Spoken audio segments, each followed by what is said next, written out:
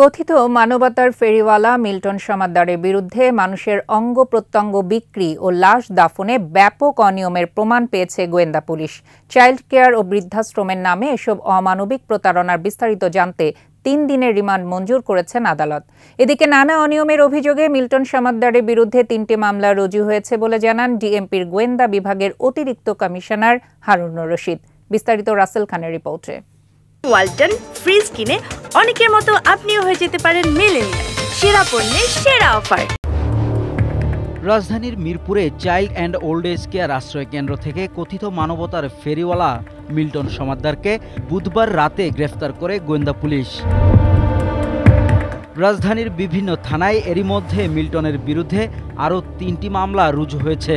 এর মধ্যে জালিয়াতির মামলা দায়ের করে পুলিশ। মামলার অভিযোগে বলা হয়, মিল্টন যেসব লাশ দাফন করেছেন তার মৃত্যু সনদ ছিল ভুয়া, আর ব্যবহৃত সিল তার নিজেরই তৈরি করা। সংবাদ সম্মেলনে ডিবির অতিরিক্ত কমিশনার হারুনুর রশিদ বৃদ্ধাশ্রমের নামে মিল্টনের বিরুদ্ধে বিস্তর অভিযোগের প্রমাণ পাওয়ার বিষয়টি নিশ্চিত করেন। রাতের বেলা যে লাশটা দাফন করতেন এবং ওই সিটি কর্পোরেশনের সিল সাপোর্টটা সে নিজেই করতেন, ওই সিল সাপোর্টগুলি কাগজগুলি আমরা উদ্ধার করেছি।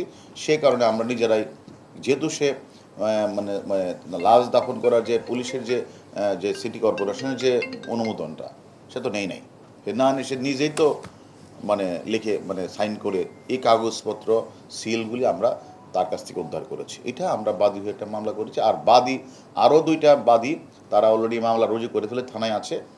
তার বিরুদ্ধে মোট 3টে মামলা। মিল্টনের অপরাধের সাথে তার স্ত্রী জড়িত আছে কিনা তাও খতিয়ে দেখা হচ্ছে। কেউ যদি তার স্ত্রীর বিরুদ্ধে স্পেসিফিক অভিযোগ থাকে, মামলা করে, সেই প্রেক্ষিতে তাকে আমরা গ্রেপ্তার করব। তবে তদন্তের স্বার্থে আমরা তখন রিমান্ডে আনবো, তখন তার স্ত্রীকে আমরা মোকাবিলা করব।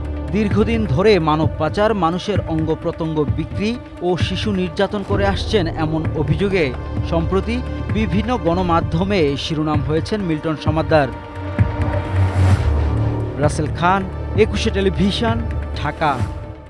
ওয়ালটন ফ্রিজ কিনে অনেকের মতো আপনিও হয়ে যেতে পারেন মিলেনিয়াল। সেরা পণ্যের সেরা অফার।